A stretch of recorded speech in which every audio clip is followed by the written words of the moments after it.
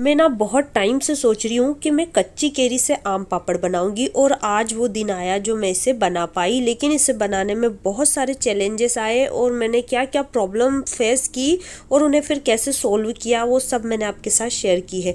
तो यहाँ पर ना ये मेरे पास है छोटी छोटी सी केरिया जो कि मेरी सासू माँ के अंकल के घर पे पेड़ है केरियों का, तो उन्होंने बहुत सारी पहुंचा दी थी। अब हमें समझ में नहीं आ रहा था कि इतनी सारी कच्ची केरियों का क्या करें, तो वो लगभग एक हफ्ता तो फ्रिज में रखी रही।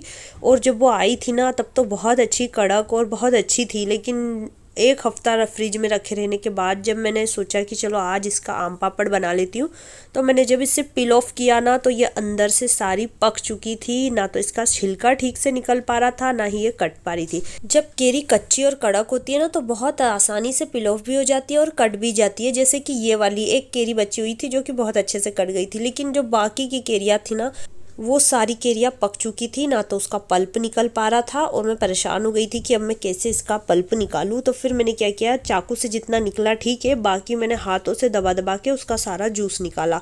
तो इस तरीके से सारी केरियों का मैंने हाथों से मसल वसल के, बहुत ज़्यादा मेरे हाथ दर्द करने लग गए थे ये प्रोसेस करने में, लेकिन फाइनली मैंने इतना सारा जूस निकाल लिया इस तरीके से, क्योंकि मेरे पास ना कोई दूसरा ऑप्शन नहीं था। ये सारी केरिया कट ही नहीं पा रही थी, इसलिए मैंने इस तरीके से सारा जूस निकाल लिया।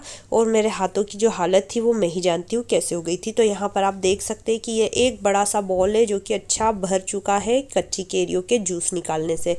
मेरे हस्बैंड ना ऑफिस के काम से हैदराबाद गए हुए थे, तो वहाँ से वो ये वाले आम लेकर आए थे और ये आम इतने टेस्टी और इतने मज़े के लग रहे थे कि मैं आपको एक्सप्लेन नहीं कर सकती। तो ये जब लाए थे ना तब ये कच्चे थे पूरे, और इसे ना फ्रिज में रखे रखे कम से कम 8 से 10 दिन हो गए हैं। और आप इसे देख सकते हैं कि ये पूरा पक चुका है अंदर से। और जब मैंने इसे टेस्ट किया ना तो ये बहुत ही टेस्टी लग रहा था।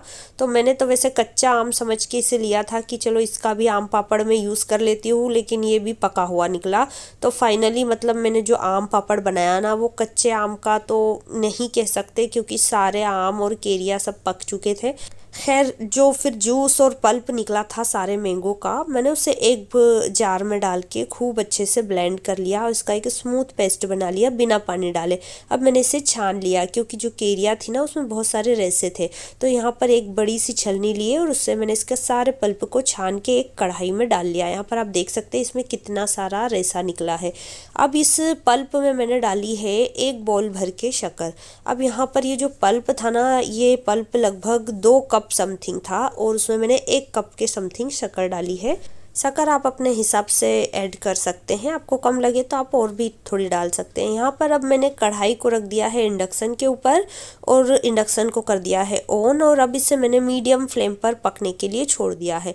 यहाँ पर बीच बीच में मैं इसे चला रही हूँ ताकि ये नीचे चेटे नहीं, क्योंकि ये जब पकेगा तो चेट जाएगा और अगर नीचे चेट गया तो फिर इसका पूरा टेस्ट खराब हो जाएगा। अब यहाँ पर मैंने एक स्टील की प्लेट ली है जिसके अच्छी किनार हो, ताकि जिसमें आप ना बर्फी वगैरह अच्छे से सेट कर सकते हैं। उसको ऑयल से ग्रीस कर लिया है मैंने और इसे रेडी करके रख दिया है। अब इसे पकते हुए लगभग 10 मिनट हो गए हैं, ये थोड़ा गाढ़ा हो गया है।